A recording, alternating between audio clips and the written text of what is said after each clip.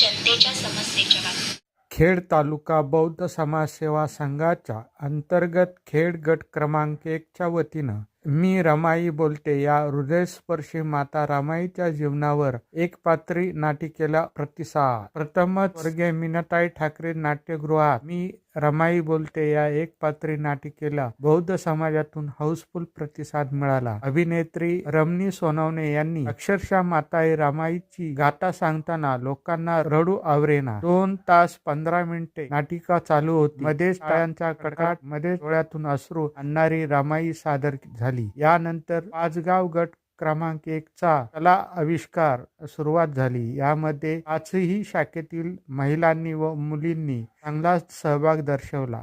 कार्यक्रमाची सुरुवात प्रथमतः डॉक्टर बाबासाहेब आंबेडकर, छत्रपती शिवाजी महाराज, तथागत गौतम बुद्ध व माता रमाई यांच्या प्रतिमेला पुष्पहार अर्पण करून अध्यक्ष अजितजी मोहिते, तालुका अध्यक्ष स्वाती जाधव, गट अध्यक्ष श्वेता पवार, तालुका उपाध्यक्ष भरत पवार यांच्या हस्ते अर्पण केले. त्यानंतर दीप प्रज्वलित गटाचे उपाध्यक्ष भारत शिर्के, खजिनदार अशोक जाधव, रमेश कासारे, भाई पवार यांच्या हस्ते करण्यात आले. त्रिशरण पंचशील बौद्धाचार्य आयुष्यमान किशोर शिर्के, अमोल कांबळे, प्रकाश तांबे यांनी केले. या कार्यक्रम प्रसंगी गटाचे कार्यकारिणी चिटणीस अक्षय गमरे, मानसी शिर्के, मेघा उपावले, विशाखा जाधव, प्रतिभा मोहिते, विनोद गमरे, उदय गमरे, सूरज उपावले, अनंत जाधव, विष्णू शिर्के, रमेश पवार, समता मोरे, वासंती शिर्के, वनिता जाधव, अलका पवार, रेश्मा गमरे उपस्थित होते. या कार्यक्रमाचे सूत्रसंचालन गटाचे सरचिटणीस व बौद्धचार्य आयुष्यमान अमोल कांबळे यांनी केले. माणसांचा ह्यो मोठा कालवा, दारातनं डोकून बघतोय तर काहीच दिसना.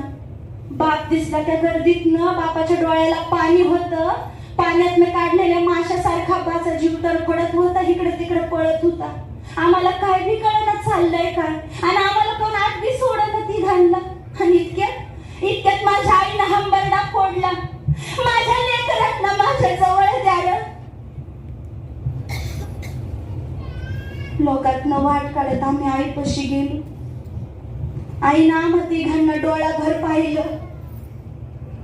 गौरशंकरचा हात हातात घेतला, त्यांचा मुका घेतला. माझ्या डोसक्यावरनं हात फिरवत एवढंच म्हणली, बेटा रामी,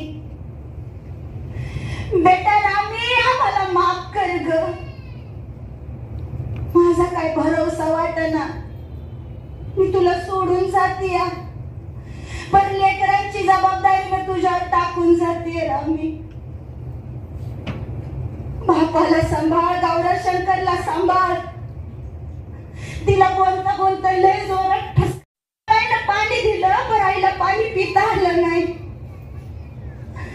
पाणी पाणी करत आई शांत झाली.